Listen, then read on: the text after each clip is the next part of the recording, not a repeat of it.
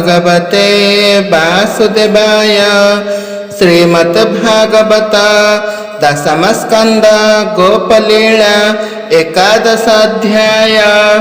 श्रीशुक उवाच शुण बचन शुणि राय हरिचरण करि धाय। मन आनंद नृपवर मुनि की कहती उत्तर। एमंत भागवत बाणी सुख बचन रज शुणी। बोइले मधुर बचन मोर जीवन आज धन्य। भोमुनि कुबेर कुमरे वृक्ष होइले गोपपुरे। निर्दोष कले नारदंकु साप पाइले केउ पापु। ताहांक देहे नाही दोष विशेष गोविंदर दास। केतेक अनीति आचरिले निर्गुण मुनि की चाहिले। तेणु होइले वृक्ष दुई गोपन करिबे निभाई। से कथा कह मुनि बर निर्मल हेउ मो शरीर। मुनि कहती ताहा शुणी हरिचरित मने गुणी। नरक निवारण कथा कहती मुनि सुध चेता। नल कुबेर मणि ग्रीव तपे तो शिले सदा शिव। प्रसन्न होई उमाधव बोइले बरनीय जब। शुणी सानंद बेनी भाई कहती सिरे कर देई। अन्य संपदे कार्य नहीं शुणिबा त्रैलोक्य गोसाई। सतेक जक्ष अपसारी आंभेर मेबु पाई करी। अस्तु कहिले शूल पाणी दैव मिलाइब आणी। कन्या सतेक घेनी संगे मिलिले गंगा नदी लागे। दैवे निदा घर काल डेई पड़िले गंगा जल। बारुणी मध्य कले पान भले होइले हत ज्ञान। वस्त्र पालटी वृक्ष मूले कन्याए पशिगले जाले। कहती नाना रंगे केली हास परिहास ढमाली। एमंत समय नारद कहिंकी जाउछंती एका। एमंत समय नारद जानते करंती वीणा वाद्य। आश्रम नामे बदरिका तहिंकी जाउछंती एका। हरि भक्ति चिते धाई नाचंती वीणा वाद्य बाई। कन्याए देखी मुनि बरे वस्त्र पिंधिले उठी तीरे। भय कंपंती थर हर नकुण कोप मुनि बर। वृक्षर पछारे लुचिले नारद प्रत्यक्ष देखिले। जले जले बेनी भाई क्रीडंती देखिले कन्याए नाहंती। भोले चाहंती चौदिगे वस्त्र ही नहीं काटी भागे। मदे अरुण बेनी आखि मुनि को चाहंती निरेखी। देखी नारद मुनि बर वीणा शब्द कले स्थिर। कूले रहिले आड़ होई हृदय विचारंती चाही। एबेनी कुबेर नंदन मदे होइले ज्ञान शून्य। दैव कलायंकु नाश तेणु होइले बुद्धि ध्वंस। स्वभावे रजगुण छंदे अज्ञान हेले मोह बंधे।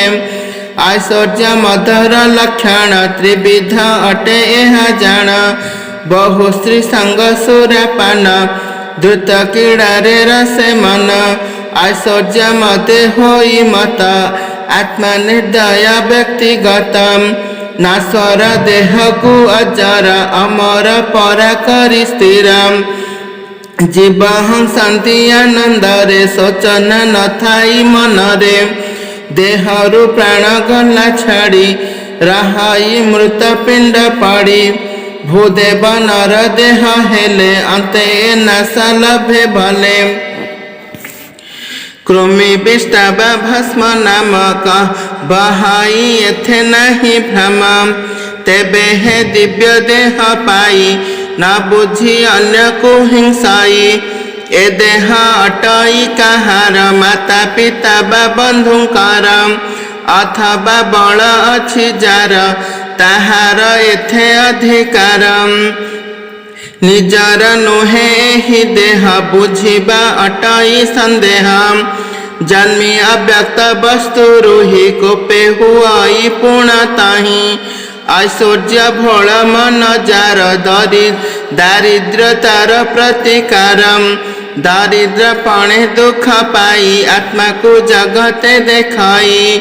सममणई दुख सुखे से प्राणी नारायण रखे कंटा न बहे तार पादे सुखे बंचाई अप्रमादे दुष्ट न जाने परमार्थ जंतु मारणे समरथ जाहार देहे क्षत होई से जाने दुख सुख दुई एते विचारी मुनि बर चंचल मन करी स्थिर कहंती दया भाव चिते नाश ए जीवे ही मते एबे तो एही बेनी भाई भोले होइले सुरा खाई देह को न जानती भोले वृक्ष होइब एक तुले कोपे कहिले मुनि बर सुना हो कुबेर कुमार अर्जुन वृक्ष रूप होई गोपे जन्मी देह बही साते बरस वेद मते कृष्ण भेटी बसप अंते भाकती हेब कृष्ण पादे सापु तरीब अप्रमादे एमंत कही मुनि गले से दिनु वृक्ष होइले सुण राजन हरि बाणी रोल टाणिले चक्र पाणी वृक्ष धाइले बेनी हस्त मने चिंतन्ति गोपीनाथ नारद वचने मोहर करिबी उचित व्यवहार दास बसाल ब्रह्म राशि वृक्षंक मध्य गले पशि रोल लगिला बेनी वृक्षे गोविंद टाणिले प्रतखे उपुड़ी गला बेनी मूल कंपी पड़ई पत्र डाल पड़ी कंपाई पत्र डाल शब्द मेघ घड़ा घड़ी पड़िले कृष्ण देह माड़ी देह लागंते भावग्राही बाहर हेले बेनी भाई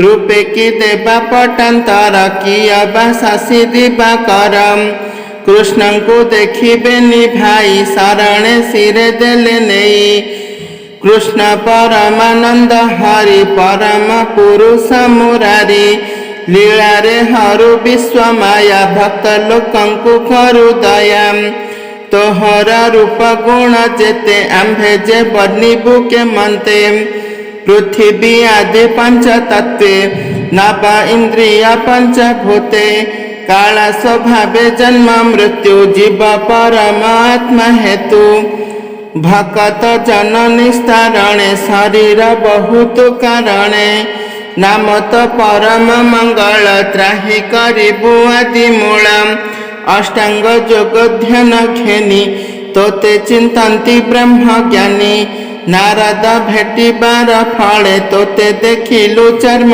डोळे चक्षु श्रवण मन स्थिर वेद वचन सृष्टि करे तोहर पादे ध्यान हेउ तो नाम थरी दिन जाऊ अनेक जन्मे तप करी तते देखिलु दैतारी तोरा सेवक मित्र पाणे खटिबु तोहर चरणे हेमंत बेनी कर जोड़ी आज्ञा मागिले पादे पड़ी हसी कहंती भावग्राही साधुंक संग फल एही नारद भेटिबार फलु हेले तरिल भव जलु मोहर पादे जार मन मो नाम करंती कीर्तन पारे रखंती दया चित माया रे नुहंती मोहिता एहांक दर्शन जे पाई पाप ताहांकु न लगई सुना है गुरु सुना है कुबेर